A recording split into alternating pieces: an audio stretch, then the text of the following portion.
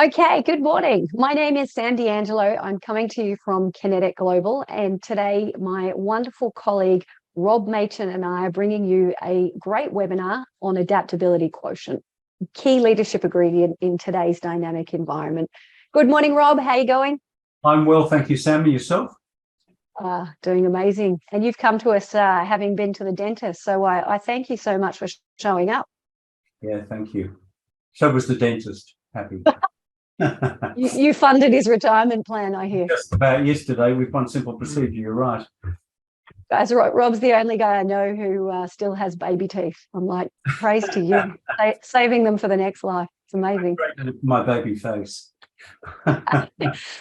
All right, well, let's get into it. So, Rob, you and I are obviously both coaches, and this is a topic that we coach people on all the time. Often, our own self-imposed stresses are because we don't adapt. We're very non-flexible and we get in our way and we get in our rut, and perhaps we've inherited certain ways to do things from our environment, our past employers, maybe even our parents, and that becomes the way that it's always done. And so therefore, when something deviates from that, we're stuck and we can't work out how to bust through the door and to get past that hurdle or obstacle, because we're not adapting to either the changing situation or the changing environment or whatever it might be. So we thought we'd come up with a bit of an hour of power on this topic. We're going to talk to you from two fronts, one being from the employee view or an individual view. How do you build your AQ? But also one from an organizational point of view, because we know that if we don't adapt, the competitors are going to take us over and they're going to gobble us up because we're still doing what we were always doing, and everyone else is starting to evolve and to utilize technology. So a little bit of housekeeping. We are recording, as I said earlier, and we're going to send you a copy of not only the slides, but the recording as well. So you will get a copy of this. And then we've got some extra tools and resources that we'll send you as a bonus for coming along to the webinar as well. So just a quick introduction. My name is Sam D'Angelo, and I've been in HR for over 20 years, but I've been coaching for probably 6 or 7 years. I do team and organizational coaching. I've worked for startups right through to large multinationals.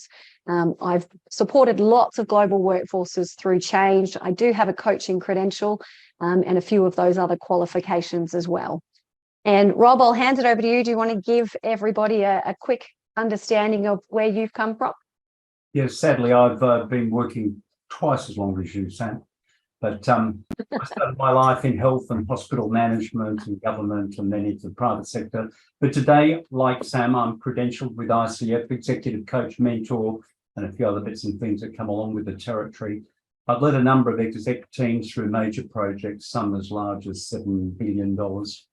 CEO of hospitals, board director, and my qualifications. I've just collected them on the way through. But these days I focus on working with Sam, leadership development, executive coaching and mentoring. Amazing. And Rob and I did it was a session on, attraction. And I had said, as you can see, Rob's not quite your graduate. And he looked at me and corrected me and went, Sam, I've actually just graduated recently. What was your latest qualification that you obtained? A degree in applied coaching psychology. I've been a coach since 2007, but I just really wanted to understand the psychology. So it's fair to say I was the oldest in my class. I'm post 65, so graduated last November. Love it. And probably the one who stayed up the latest and was the naughtiest in the class, I might add. Always. All right. So what are we going to talk about? We're going to talk to you first of all about what is AQ, give you a bit of context, why we would develop AQ. We're going to give you some case studies for it and a bit of history and point in time stuff. What COVID meant. What is the COVID-19 reality? Because we all know COVID's had quite an impact on a lot of things. What's the new norm now, not only at a personal level, but in an organizational level? We're going to get you to do a little bit of a reflection. And then we're going to give you some resources as well and finally sum it up. So we're going to do all that in about an hour. As I said, if you've got questions, feel free to use the chat function, because if we don't have time to answer them live in our hour, Rob and I will happily formulate some responses. And when we circulate the recording to you, then we'll make sure that we do pop it in there, because we do like to contextualize what we're talking about to make it relevant for our audience. All right, shall we get going, Rob? Yeah, well, I guess a good starting point, Sam, is what is AQ? Describe it for us. All right, well, when we looked into this, it's a new and it's an evolving sort of area of leadership. And so there's no one real definition. When you look at all the different areas, everybody says something different. And so rather than try and give you it's kind of this and send you down a path, we thought, well, let's just pull it apart and say, well, what are the crucial elements to it? So it's about learn and accept new things, unlearn and let go of old things, respond and adjust to change in real time. This is what's really important now, learning how to dance in a conversation so that in real time, you're actually responding to stuff. And it's overcoming challenges through flexibility. So it's really about being adaptable. And whenever I'm working with someone and they're really stuck, I take them back to their circle of control. And I say, okay, stop focusing on the circle of concern and the things that you can't control. Let's go back to our circle of control and let's try and look at everything from a different lens or a different angle. Where do we perhaps need to make changes in what we're doing to get a different outcome in the way that we're seeing things? Is there anything from there, Rob, that you would add to it? Look, I just have a little bit of research by Ernst Young. They define adaptability skills as managing unusual situations without explicit instructions. So this is doing it on the go as you see things occur. They surveyed 150 C-suite leaders about adaptability, and they agreed they were a soft skill, and they've become more prominent in the last decade or two. Adaptability was one of the top 5 skills they looked for in up-and-coming leaders. And the good news is they agreed through their research that adaptability skills can be developed in several ways. And I know we'll talk about that a little later. Yeah, absolutely. And for everyone who's just lived through COVID as a leader, wouldn't have been amazing to have these in your toolkit before we went through COVID? Because, right through that 2-year period, I was working with leaders who would say, no 2 days are the same. And I go home and I am utterly exhausted. And I would explain to them, well, that's because you've not been able to go into autopilot. More than 50% of our day is generally habitual, and we can go into autopilot because it's the same kind of stuff. COVID never allowed us to do that because no 2 situations were ever the same. And so there was no reference point for us to learn from, to replicate. And every night they would just fall into bed utterly exhausted, because your brain uses about 20% of your daily energy. And most of their energy during that COVID time was being exhausted through that critical thinking, problem solving, and learning to think on the fly and adapt. Mm. All right, so a couple of things. As Rob said, you can develop it. And he also spoke about the EY resources, talking about it being one of the top 5 skills. Well, I can tell you that NASA actually use it as one of their 5 key criteria for selection of astronauts. So they already see it as a really important thing. You'll see that the HBR called it the new competitive advantage as far back as 2011. So for more than 10 years now, HBR have already been spruiking the words about adaptability quotient, and it's what you need to do to stay ahead of the game and to be competitive. So it was previously grouped in under EQ. It wasn't that we just ignored it and didn't think that it was necessary, but it's become so prominent now, and I dare say that COVID has been a reason why it's become so prominent, that they've actually pulled it out and said, you know what, let's give it its own score. Let's create this, just like IQ, just like EQ, we're now going to call this AQ. And there's plenty of people out there busy developing courses, tools, resources, specifically on this topic. And, when I think about my kids, I always think about, the jobs that they will occupy don't exist yet. So for the teachers to teach my kids something in a textbook based on today's world is kind of outdated. But to teach them things like AQ, and as Rob said, these soft skills are becoming so prominent, this is stuff that they're going to take with them through for life. And so this is the kind of stuff that it's really important that we get out there from a really early age, but then that we also start to get into organizations now. A lot of employee relations issues would absolutely go away if we all had a little bit more AQ to us and we're adaptable in the way that we did things. Would you agree with that, Rob? Absolutely. 100%. So in terms of corporate AQ, that's sort of a definition from a personal level. But in terms of corporate AQ, they say it's the ability to adjust course, product, service, and strategy in response to unanticipated changes in the market. Now, during COVID, plenty of organizations did that. You know, we saw restaurants who were pivoting, doing home delivery services and all sorts of things. But we also saw plenty who failed to do that. And subsequently, they did go out of business. And we've got a bit of a slide on the data around that shortly. Anything you'd like to add there, Rob? No, I think it's well covered. Thank you. Beautiful. So then the big question. Yeah, why should we develop AQ? Why is it an essential skill, both now and going forward? Yeah, I think, you know, a lot of this becomes a bit self-explanatory, but for those, you know, to give you a bit of context of what's happening behind the scenes, recruiters are now actually using it to identify, well, who are the adaptable leaders and the adaptable employees, and who are our change makers? Because as we say, the only constant in life and business is change. And so they're looking for these skills specifically to be able to then evolve the company, because, you know, the skills that got us here, what got us here today, aren't going to take us there tomorrow. And so it's those leaders who can adapt, change, see the vision, and then enact the plan that are going to help us grow and to stay in business. So the first point being, you know, it's a recruitment trait that people are looking for. So that in itself means if we don't evolve that, we're potentially going to have a bit of a shelf life for our career. Now, in a changing world, it's crucial to embrace change and cultivate adaptability. As I said, things continue to change and evolve. And a lot of the time when I'm working with people and they're highly stressed, it's because they're stuck. They have an idea of how something should be, or they want something to be what's perfect in their world, and they're really struggling to adopt to the fact of and dealing with the reality of what the current situation is.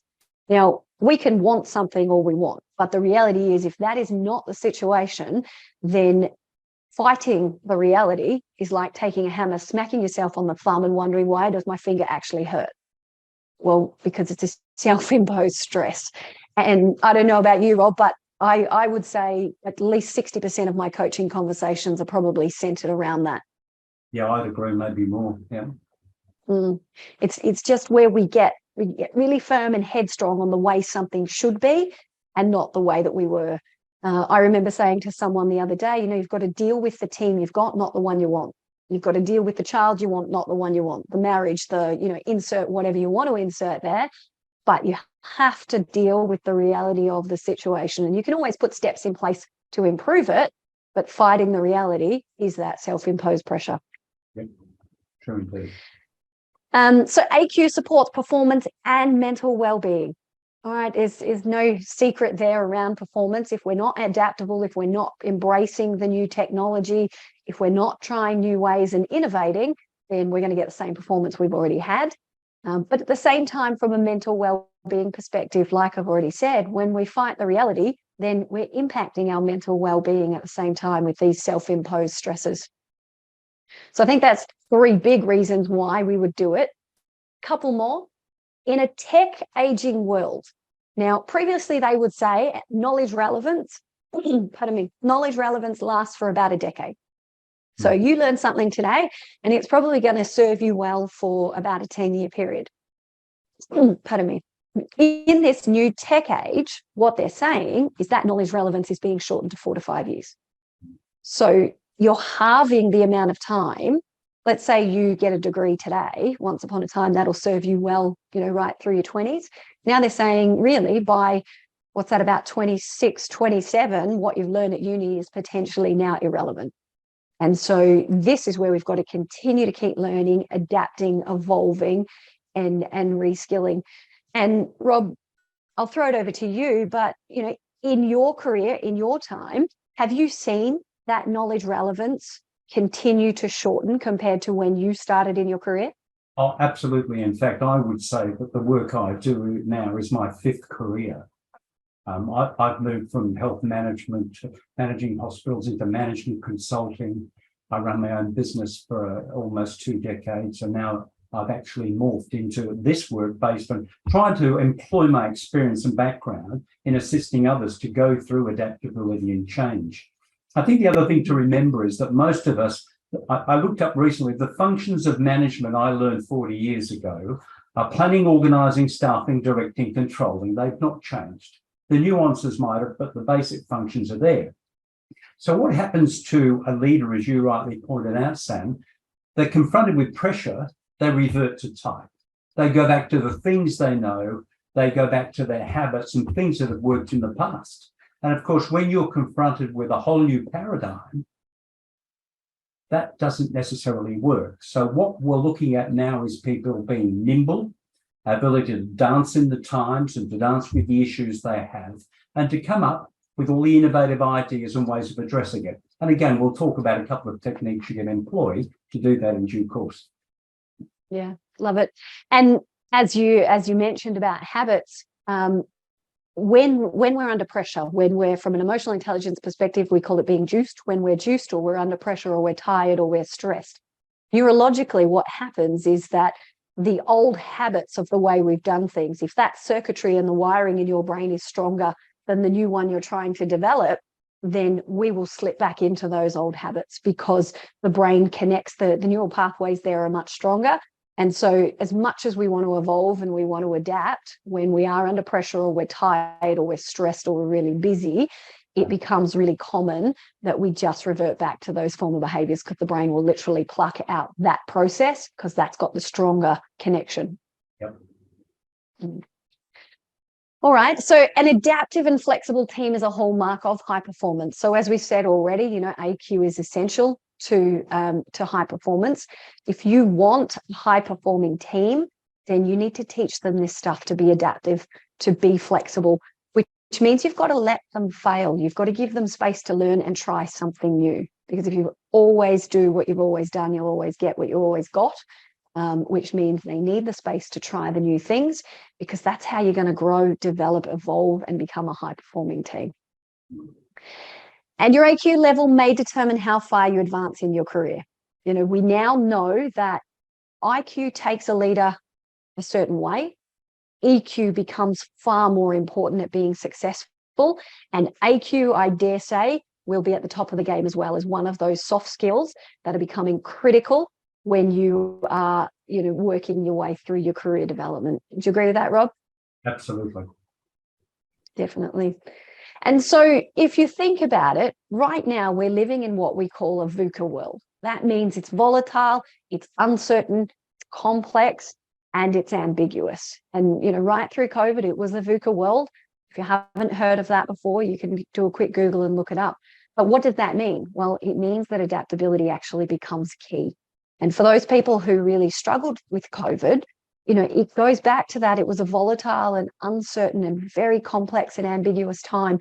And if they didn't have the blueprint and everything stable and a solid platform under them, then they got really shaky. And that was where I did a lot of coaching in that area, to teach people to be comfortable with the unknown, to teach them to work in uncertain environments, because sadly to say, COVID won't be the last disaster that we ever have or have to face. And so there's always going to be these situations that test us and develop us. And if you can build your core foundational skills to rise to the challenge, to be able to meet the needs of that ambiguity at any given time, then you're putting yourself in a really strong position, both personally and professionally. All right. So as I said, let's move on. Why let me do all the talking? Rob, what is the data saying? We have actually looked at this to support the stuff that we're saying. And so pulled this information from the Future Jobs Report back in 2018. What is this data saying to you? Well, I looked at that graph and I thought, well, that's interesting. That was 2018. We are 5 years on now. And I think you and I were looking for updated data, but it still holds. Now, as I look at that graph, clearly human adaptability travels at a certain trajectory. and it does seem to be on the rise, but over a certain time frame. But technology has really disrupted and punctuated the timeline. So the question is, how do we recalibrate our human adaptability to the reality of technology and what's happening? Yep. You want to tell us more, Sam? Yeah, absolutely. We will. We'll jump onto that next. But exactly what you're saying there. Look at the speed of technology, the way it's going, and if we as humans don't evolve fast enough, then that gap is just going to keep getting bigger. And their prediction, as it says on here, in the next 5 years, more than half of employees will need retraining and upskilling. It's starting to come true right now. Everything is starting to change. So in all this uncertainty, one thing is clear. Change will be constant within the workplace, and those who have the capability to adapt will be the ones who thrive. Definitely see that every single day in a workplace. So let's talk about the case studies then, Rob. And I know that, the Britannica and the Encarta story is one that you absolutely love. So do you want to tell everyone about, what's happened in terms of adaptability in that space? Sure. Well, I mean, you can Google this story and you'll find various descriptions of Britannica. Some would suggest it's been going for the best part of 3 centuries. Certainly back in 2005, when Microsoft launched Encarta, it had been selling door to door for 175 years. And there were salesmen who had made their entire working career on selling Britannica. And of course, we all know the updates that were coming as knowledge grew. But they were aware of the CD-ROM approach to this information, and they dismissed it, basically. They thought the old model would still work. Then Microsoft did something very rude. They sold this for about $400 a CD-ROM, and then their strategy was they launched all Microsoft. If you bought Microsoft operating system, you got a free copy of Encarta. And that, we can imagine the ability to update a CD-ROM is quite different to printing volumes and a new index every 2 or 3 years. Within 9 months, Britannica had lost its market. It had gone after 175 years of door-to-door salesmen selling this for your children. It disappeared. And in fact, they had a wonderful database of knowledge, which they in turn had to follow the Encarta model and get online and develop as a CD-ROM. But that was really, I remember it because living through it, I remember getting my first Encarta CD-ROM. So that was an impact I witnessed. And I think the irony of that is the leather-bound Encyclopedia Britannica set that we had became my monitorizer once the computers became more prevalent. Stack them up, yeah.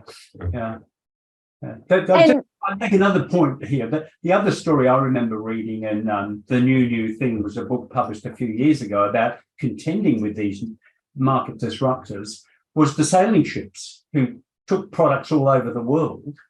When steamships started to be developed out of the Industrial Revolution, sailing ships just refused to believe it was going to happen. And sailing ships, dare I say, sank, while steamships grew. And so often these disruptors come from a completely different marketplace.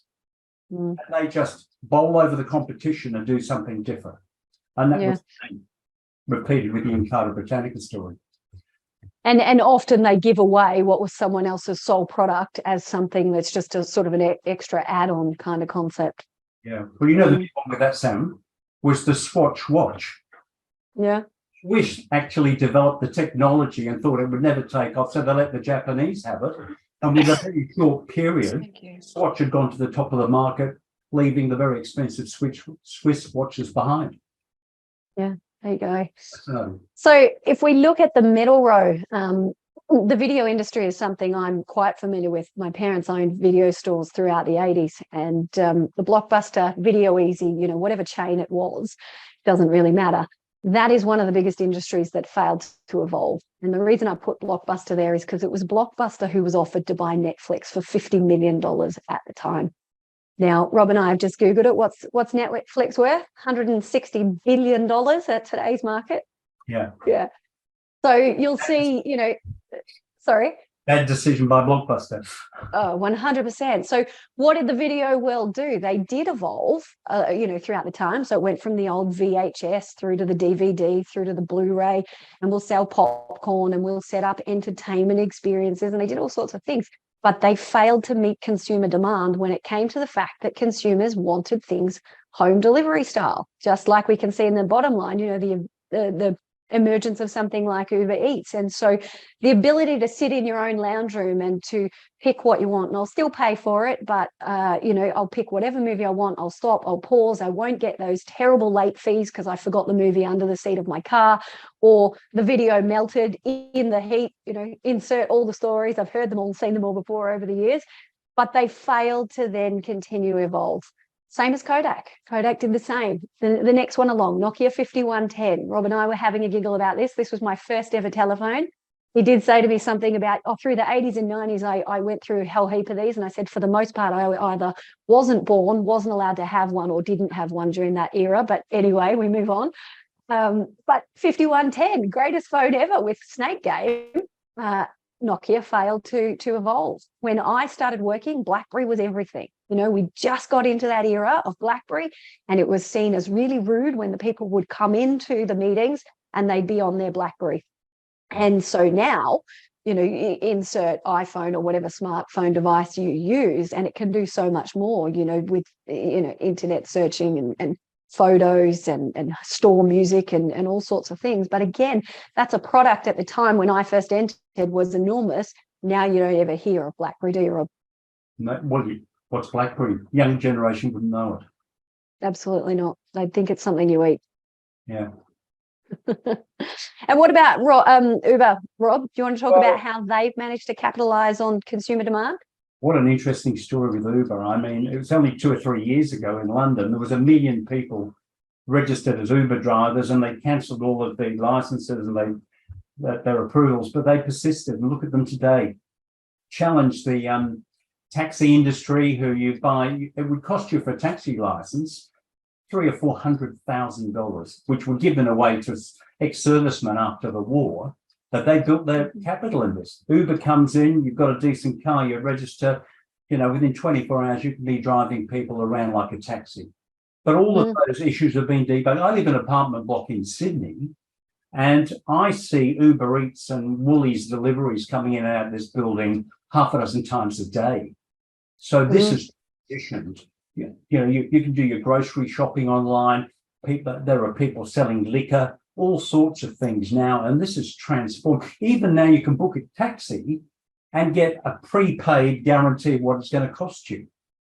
So they've had to transform and modify somewhat to meet the Uber competition of a major market disruptor. Absolutely. And at this point, we kind of said, whilst it's all going well for Uber right now, when you go too far, think about the masters model. They diversified, they had far too many products, and it didn't go so well in the end. Exactly.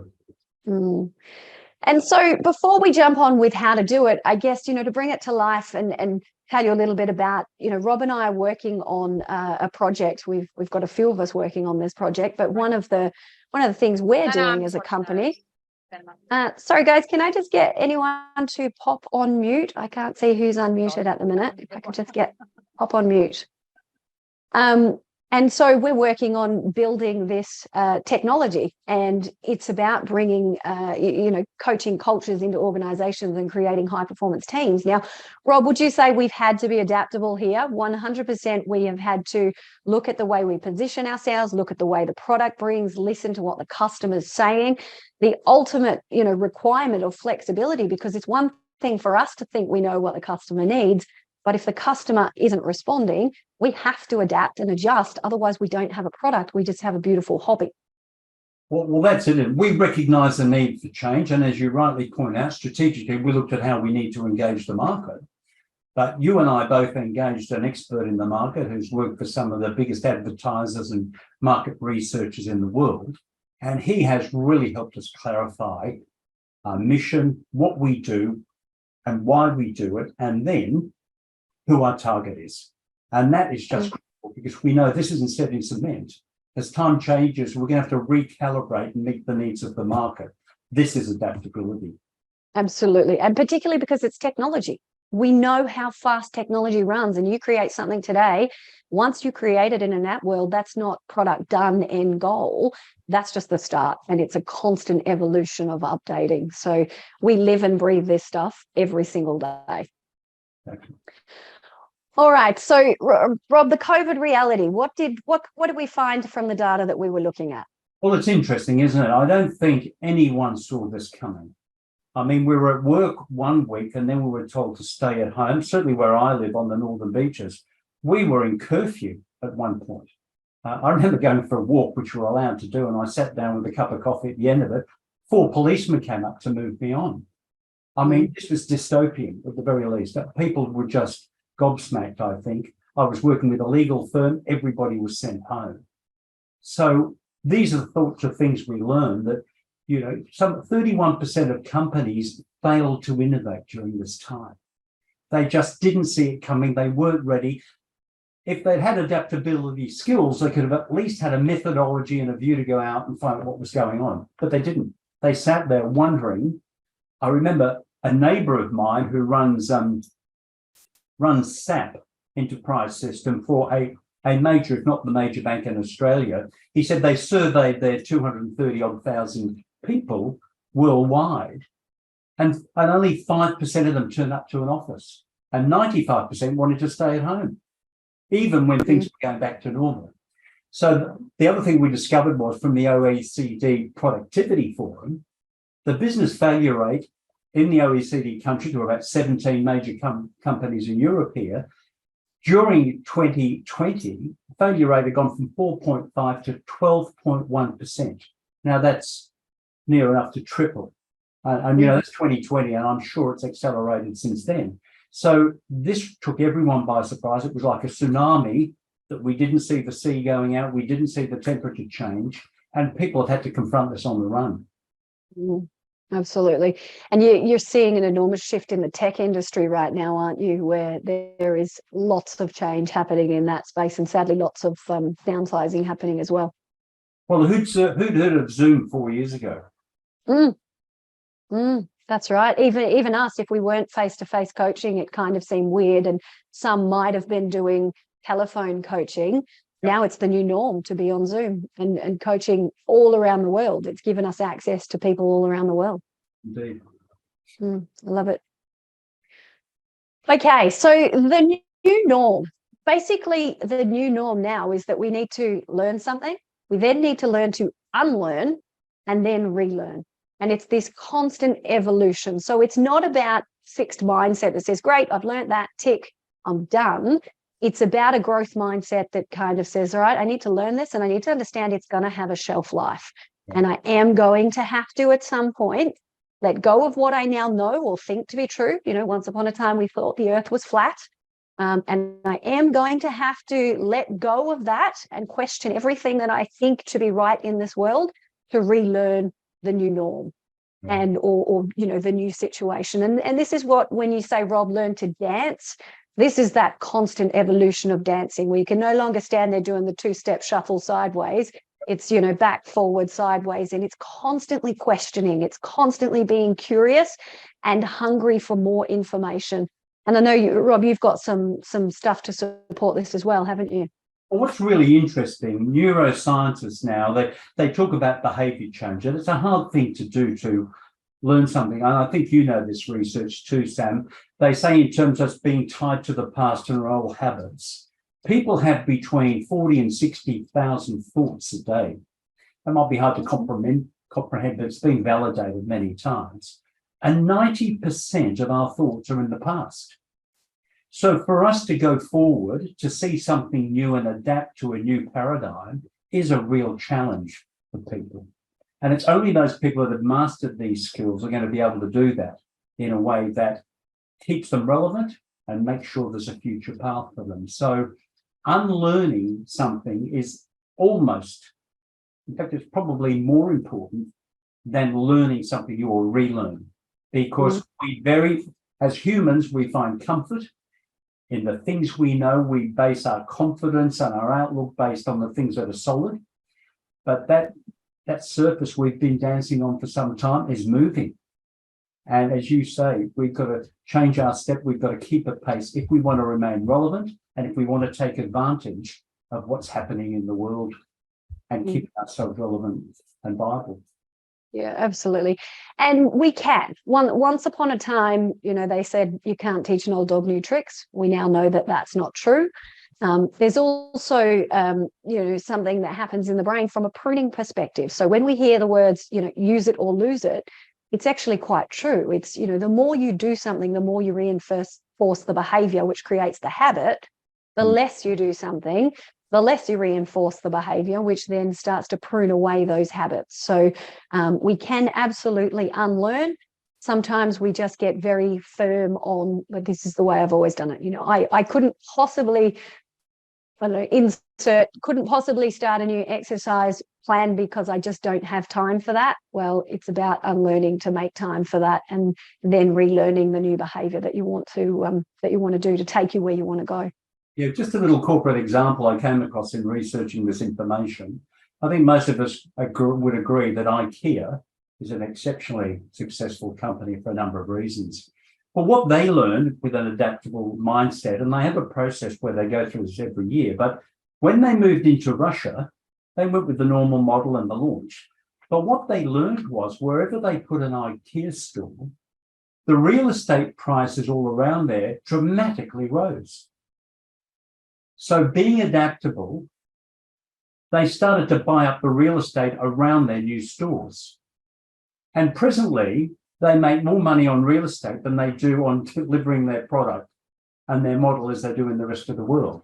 So there's an ability to look out for things that are changing, to engage with those changes and really modify your business model to meet the opportunity. I love it. How good's that? Maybe I'll start buying real estate, having a look at the 10-year plan of IKEA. Go buy real estate. Russia. All right. So how do we develop it? Obviously, we've spoken through quite a bit about, well, what is it and why is it so important and how is it sort of played out in the last couple of years? And here's some suggested ways on how we might actually develop it. So these aren't the only ways, but absolutely, Rob and I will coach our people on more things, and it will all be contextualized to what their issues are. But here's 5 pretty good ways. So the first thing is be flexible. So the ability to adapt to changing situations, environments, and tasks. It's about accepting failure as well. The capacity to bounce back from setbacks, failures, and challenges. Because if we're adapting, if we're trying new things, we're inevitably going to fail at certain things. And so it's about being okay with that. Because again, a lot of what I coach people on is around the fact that they won't even try something new because what if I fail? And, the old saying, oh, but what if you fly, my dear? We do a lot of that, getting people to think of possibilities rather than shutting things down because they're predisposed to thinking, well, it's not going to work. And if you do fail, one of my favorite questions I say is, all right, tell me the worst that's going to happen if you fail. Is anybody going to die? If they're going to die, let's rethink this. If something catastrophic is going to happen, then again, maybe let's rethink this. But is it just that you might have a bruised ego? Is it just that you might have got a figure wrong that you can go back and edit when you change it? What is the actual true risk of failure right now? And normally it's quite minute. We need to learn, unlearn, and relearn. So just like the model that we'd said, so embrace the journey of discarding old ideas, acquiring new ones, and continuously adapting to new perspectives. We need to experiment. If we're going to be adaptable, we need to do something different, which means we need to experiment with new ways. So the capacity to think critically, creatively, and adaptively in complex situations. And then we need to embrace the unexpected. So the ability to understand, manage, and regulate our emotions, use emotional information to guide our thoughts, be ready for anything that's going to happen. Because I can tell you that, we can all have the best laid plans. We can have a beautiful, neat diary. We can be completely organized, but the unexpected will happen. Accidents do happen. The odd occasional drop into your desk, all of these things is what true life is about. And life isn't really that, straight line that's just simple. And every day I get out of bed and I enact like the Truman Show, or maybe it's Groundhog Day, the same kind of scenario. Accidents and unexpected situations and different things will happen, and things like COVID, whatever else. And so it's about, embracing that unexpected and embracing what we can't control and being okay with that. I think that's probably the biggest thing, that accept what we can't control, and let it go. Just let it go. Anything you'd add to those 5 suggested things, Rob? Look, I would just say the theme that this draws out for me is expect the unexpected and accept the unexpected. Yeah. And that'll just keep us alert to the possibilities, yes. Absolutely right. And the other thing that I would say, and for me, this is true in COVID as well, but it's when I'm stretched, when I'm pushed out of my comfort zone and I'm forced to dig deep and work out who I really am. That's when the true learnings happen. That's where the magic sits. And, we've got those 4 zones of learning where we've got the comfort zone at the start, and that's where we all like to sit. And then from there, we enter the fear zone. That's when alert, something's changing, and the amygdala's kicked in and I'm not feeling safe. And then we move into the learning zone, where we now start to learn the new thing or concept that we need, that then takes us through to that growth zone. And just like an elastic band, once we've been stretched, we never really go back. And so just embrace that, that process, and know that you're going to naturally, by virtue of being a human, probably hit the fear zone, but through the fear zone, you hit the learning zone. The learning zone, you then hit the growth zone. But you have to have situations that force you to get into the fear zone to be able to then hit that growth zone. All right, so that's from an individual perspective. Rob, do you want to talk us through then some suggested ways that organizations can embrace this stuff? So obviously organizations are made up of individuals, so it's great that we're giving people at the micro level some tools. What about at the macro level? Look, if we were in an industry, say the car industry or the mining industry, whatever, when we look to improve, we tend to look to our peers and competitors within the industry. One of the techniques I used to use in management consulting many years ago when we were looking at strategy was what we talked about, looking into a parallel universe. If we were working, say, in banking and finance, find someone in the car industry, bring them in as a guest speaker, talk to us about strategy, their processes. So what we find is that disruptive mavericks exist in every fast-changing and adaptable organization. What are we doing to identify them both within our field and outside our field? What are people doing that we can learn from? What are the strategies they're employing that we can apply to our industry and see if it works? Right? This is what being on alert to the change is important to do. Now, when we identify these uncertainties, these risks to us going forward, we should make a list of them. We should describe them. We should look at the potential for them to affect the way we operate and what it might mean in terms of our delivery of services or whatever it might be in the future. We should then go and take the third step, and that is put an initiative on every risk. What are we going to do if this emerges? This isn't just theory thinking about. This is like documenting these things and putting down strategies that we may need to adopt to ensure these things don't creep up on us like COVID did on most. Obviously, the thing that we're all used to doing with strategy is looking at the alternatives, examining them. Where do we go should this happen? What's our plan B, our plan C? And then finally, if these things do emerge or we see an opportunity for what's changing, increase the clock speed. Once we're convinced something's going to happen, don't be weighed down by the old once-a-year strategic planning sessions off-site. We may do this on a quarterly basis. We need to invest in a process that's adaptable, agile, and quick to respond. I know we always say big organisations take forever and smaller adapt. Well, that's why the smaller organisations are actually impacting our ability. There's no reason why we can't change the cycles, look at them differently, and even set up people within the organisation to identify these threats, apply initiatives to them, and design actions. And if we see the change coming, why can't we be the change instead of having to respond to it? In a far proactive manner. Yeah. And look, again, if I think about the changes in the last few years, risk consultants. Once upon a time, what was a risk consultant? And now it's emerging, as quite an important role in organizations. And that is, setting up those scenarios of what would we do if this sort of situation happened.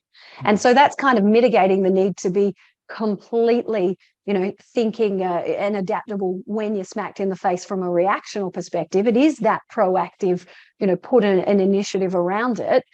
But the other thing that you said was the increase the clock speed. I remember two specific stories during COVID. Now, we're always told, preparation, preparation, preparation. And that's what you need to do for success. There were two specific stories during COVID that really stood out for me. And one was the fact I was talking to someone who had worked in government for a very long time in an HR capacity. And she had said, we had 8,000 people working remotely from home within 2 weeks when COVID hit. She said, for 8 years, we had been unable to negotiate with the unions and roll out remote working conditions in our organisation. And the necessity dictated that. And within 2 weeks, we were all doing it. The other one that stood out for me was, again, it was COVID. Within 2 weeks, a company had the whole workforce working remotely. Now, had they not had the pressure of COVID to force them to adapt or, effectively implode, then they said it would have been at least a 6-month planning project. So it would have been the kind of project where we got multiple stakeholders around the table and everyone, planned and prepared and made sure that there was the most bulletproof strategy in place with, a contingency in case something went wrong. And what they said was we just didn't have that kind of, the pleasure of having a 6-month planning process. So instead, what it became was almost, a 2-day planning process with the key stakeholders. And it was a let's execute. And if 80% is pretty good, then let's work on the 20% that we've got to fix, as opposed to let's try and execute when 100% looks like it's going to be right. So I guess, it's just thinking about the way that we do things. And I'm not suggesting that that's a great way to do everything, but it is an example of how it worked out well for this company, because what it meant was within 2 weeks, they had 80% of their workforce fully up and operational working from home. And of course, they still had teething problems and things that they had to tweak, but that happened in parallel along the way, that they continued to tweak it as opposed to holding up the whole project whilst we waited to get everything perfect. Yeah. Yeah, lots of COVID stories, I guess, that came out. We just happened to, have come out of a time where you and I have had exposure to a lot. And this, I guess, is why we've picked this as the first topic that we're talking about this year, because I think this is one that emerged as one of the most important things that people can work on in the short term. Well, one we worked on originally, as you know, it was a mining company across 5 countries. They'd never actually met as an organisation before. And I'm like you, I go back to the days when we had 2 or 3 days of off-site strategic planning. We were asked to deliver something over the internet in 2 hours to bring them to a result. And we find our process is such that we engaged 12 people from 5 countries, converging to go through some key processes. And within 2 hours of finishing, and it only ran for 2 hours, as you recall, it was midnight in Sweden and 8 a.m. in the morning here. Within 2 or 3 hours of us finalising that, we had documented all of their processes. We'd done a lot of pre-work and we delivered them a document. So for a morning's work and a bit of pre-work, we delivered for them something that would take 3 days and probably another week to write up.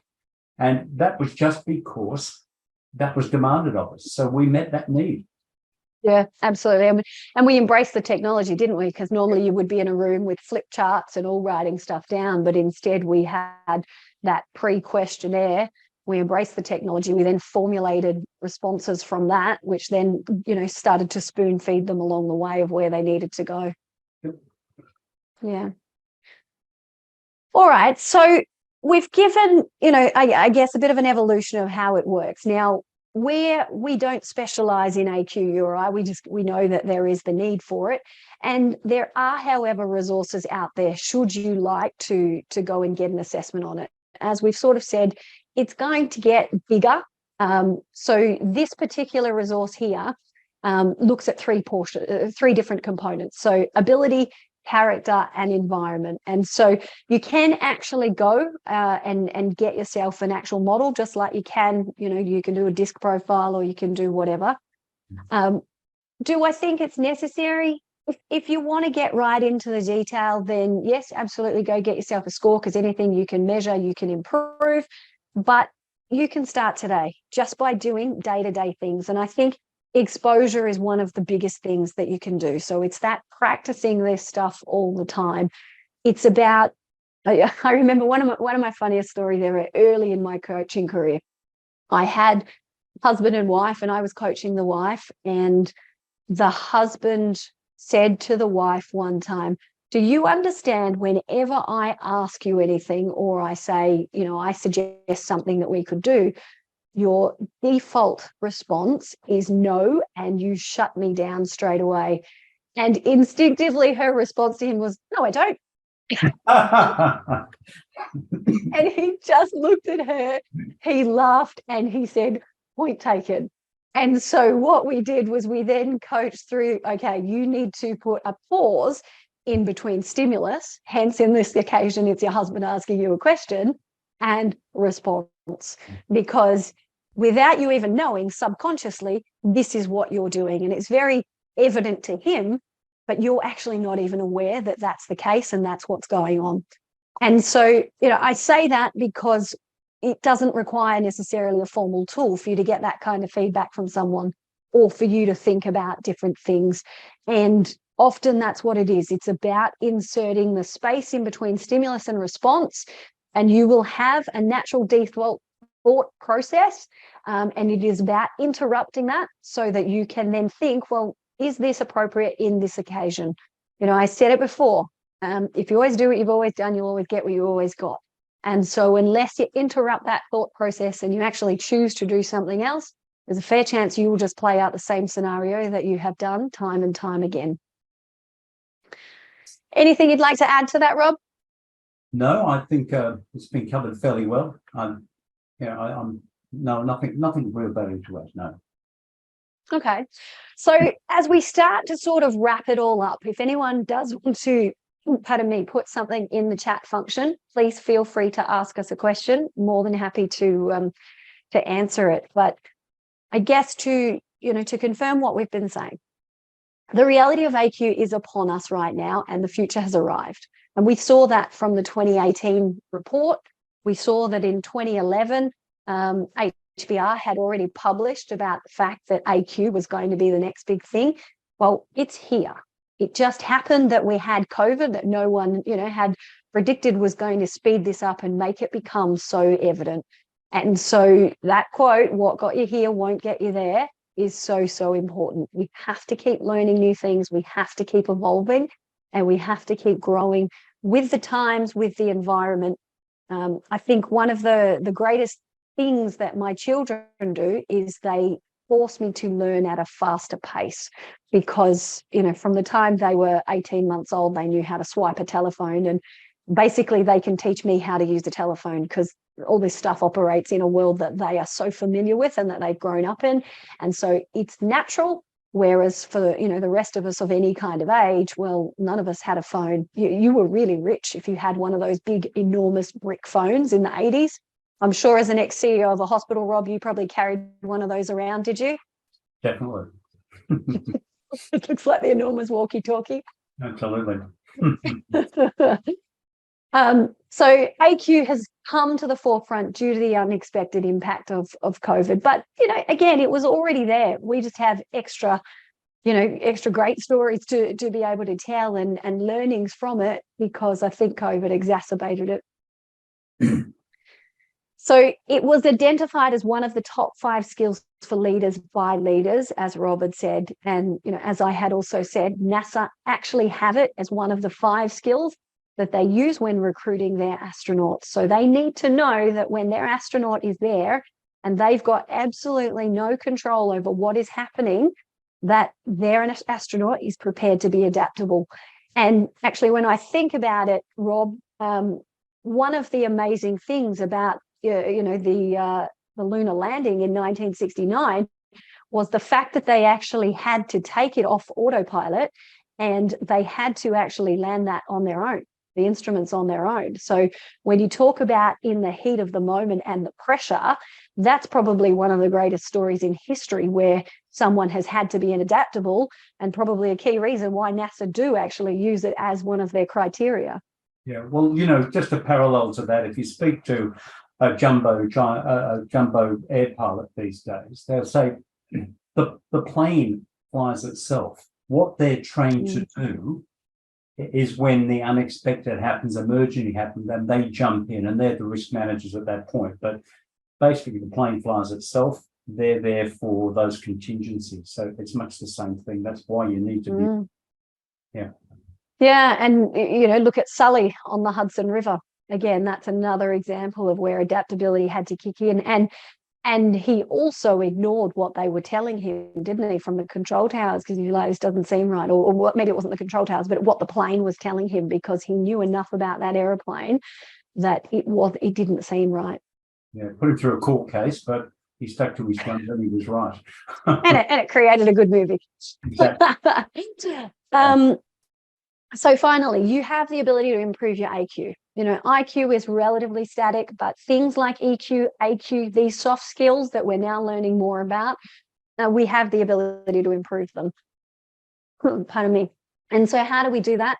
It's around that being flexible, accepting failure, learn, unlearn, relearn, experiment, and embrace the unexpected as well. And so, from that organizational perspective as well, Rob, you'd said, look at what the Mavericks are doing. If all we ever do is look at what the competitors are doing, there's a surefire way we're going to create the Me Too process. So what are the other people doing?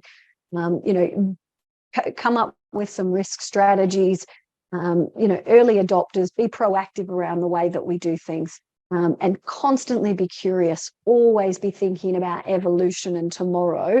Otherwise, if you just keep enacting the behaviors that get you a solid result today, you're going to miss out on what it is you need to do to learn to grow, to achieve that goal or that strategy or that plan tomorrow. All right. So, Rob, that brings us to the end of the hour. Is there anything else that you might like to add? Look, I would say this. If there's been a transition during my career, it's from management to leadership.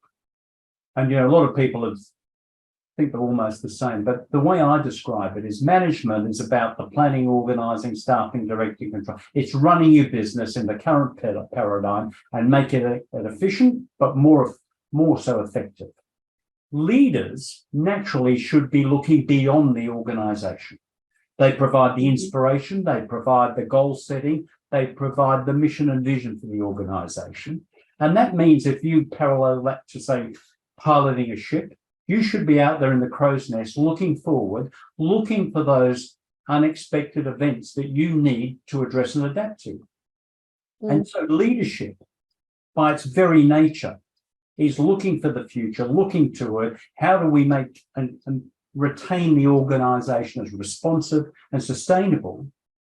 And part of that function then, what we're learning is adaptability has risen to the top of those soft skills because the world is changing so quickly. So that would be my message, is to expect the unexpected and accept the unexpected and respond to it with skills of adaptability.